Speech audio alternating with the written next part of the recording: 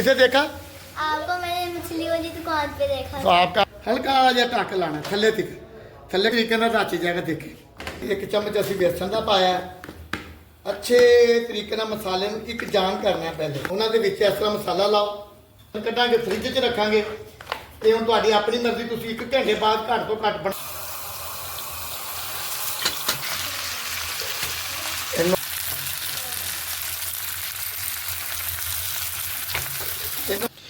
माशाल्लाह मच्छी तैयार है जी।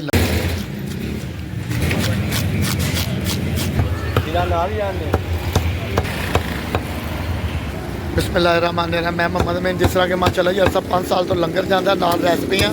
यह मच्छी है जी रहू, 2 ਤੋਂ 2.5 किलो का दाना है। थिंदा नहीं होंदा, जो थैला होंदा घੱਟ ਤੋਂ ਘੱਟ 2-2.5 किलो का दाना जो होंदा ना वो थिंदा होंदा है। बनाने ही तुहानूं अज बना के दिखाने हैं रहू फ्राई तवा फिश।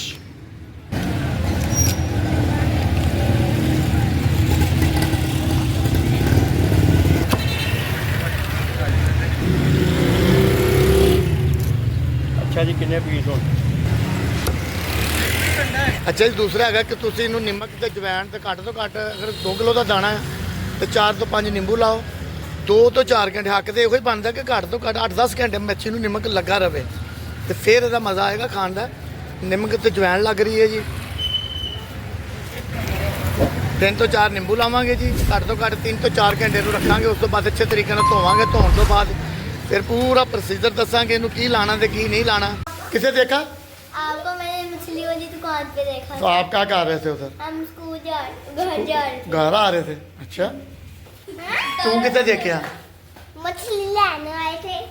अच्छा जी माशाल्लाह 2 ਤੋਂ 3 घंटे जवैन ते निमक ते नींबू ला के रखे। इनू अच्छे तरीके नाल बैक साइड तो धोना। मैं काफ़ी अपनी रेसिपियां दसिया इनू धोने का तरीका। इसे तरह अगर तुहाडे कोल बुरश नहीं है, छुरी फड़ जानी है, छुरी ले लेनी है। छुरी के नाल देखे अच्छे तरीके नाल मासा गंद है। देखो किस तरह साफ हो रही है, तो कितना प्यारा पीस हो गया माशाल्लाह। देखें फिर इन्हें निचोड़ना है कैसे। माशाल्लाह मच्छी अच्छे तरीके नाल धुप गई है। पाना की है मेरे को 4 अदद नींबू ने, 2 लसन दियां तुरियां ने, चंद हरियां मिर्चां ने, अदरक है, सुका धनिया, धूड़ा मिर्च है, नमक है, हल्दी है, जवैन है, जीरा है, रंग है ते चाट मसाला है। ये अगर दही पा लो तो होर जायका बनेगा।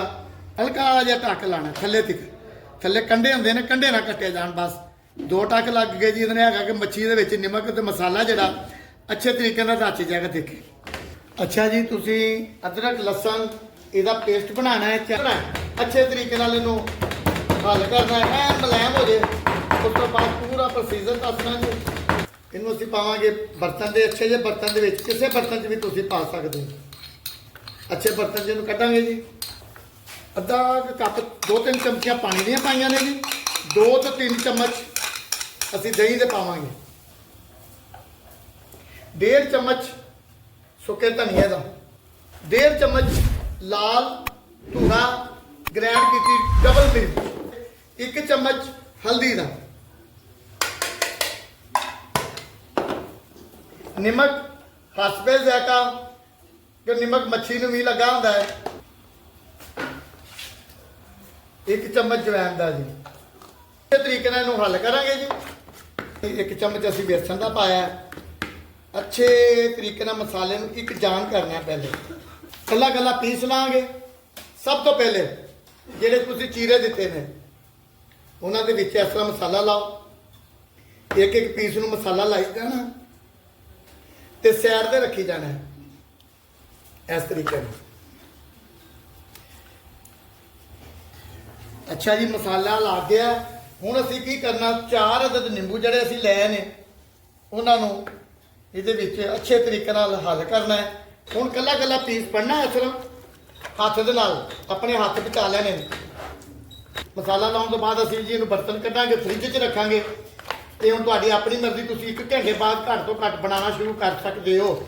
लिहाजा मैं इहदा वेट करांगा घੱਟ ਤੋਂ घੱट 8 घंटे 10 घंटे इंशाअल्लाह ताला सुबह इहनूं तैयार करांगे जी। मसाला देखे कितना प्यारा लग गया।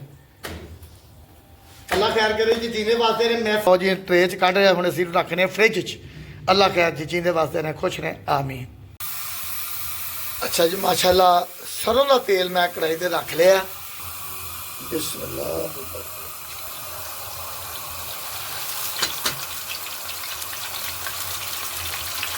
सैड पलटने माशाल्लाह ज़्यादा नहीं बस फ्राई करना। अच्छा जी मच्छी साड़ी तैयार हो गई, हाफ फ्राई करनी, ज़्यादा नहीं करनी। तो असल काम ਇਹਦਾ ਜਿਹੜਾ ਨਾ ਤਵੇ ਤੇ ਇਹਨੂੰ ਅਸੀਂ ਅੱਛੇ ਜਿਹੇ ਬਰਤਨ 'ਚ ਕੱਢ ਲੈਂਦੇ ਹਾਂ ਜੀ। जो मच्छी का जी सरों के तेल च जायका है ना वो किसी चीज़ से हो जायका नहीं। मच्छी माशाल्लाह देखो इनू असं 10 मिनट रेस्ट देवांगे। दूसरी साइड से असी डेकोरेशन वास्ते एक प्लेट तैयार करिए। अच्छा जी तवा रख लिया, तवे के 4 तो 5 हरियां मिर्चा रखिया, एक नींबू रखिया, एक टमाटर रखिया। उस तो बाद तुसीं मच्छी का पीस फड़ना है। बिस्मिल्लाह। मजीद जरा भी तुहाडे कोल दूसरी मच्छी का पीस है और रख सकते इनू उत्तों असीं कम दे देना। तो 10 मिनट में असीं इस तरह पकाना। अच्छा जी 10 मिनट हो गए ने, इसकी सैड पलट लीजिए। माशाल्लाह खुशबू देखें, इतनी प्यारी खुशबू आ रही है कि माशाल्लाह। सिर्फ थोड़ा जिहा कम की वजह ना सिर्फ मैं एक पीस तालियां दी सैड पलटानी है। तेरी तेरी खुशबू है, जायका बनना है, बहुत प्यारा जायका बनेगा।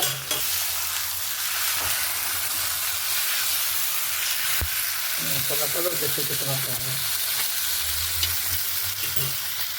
पका के करना की है, देसी घ्यो लेना जी थोड़ा जिहा,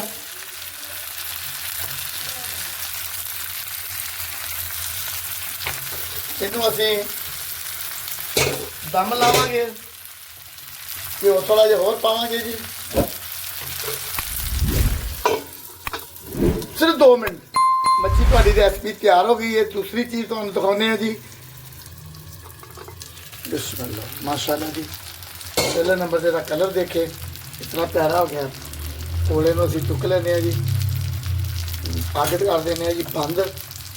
गरम मसाला स्पैशल जरा मैं बनाया पा सकते हो, चाट मसाला पा सकते हो, 2 नींबू उत्ते निचोड़ सकते हो। माशाल्लाह मच्छी तैयार है जी। अल्लाह ताला तुहाडी खैर करे, जिहदे वास्ते ने खुश रहें। अगर तुहानू कोई रेसिपी पसंद आती तो इस चैनल को लाइक सबसक्राइब करके इस अल्लाह के राह के काम शामिल हो जाओ।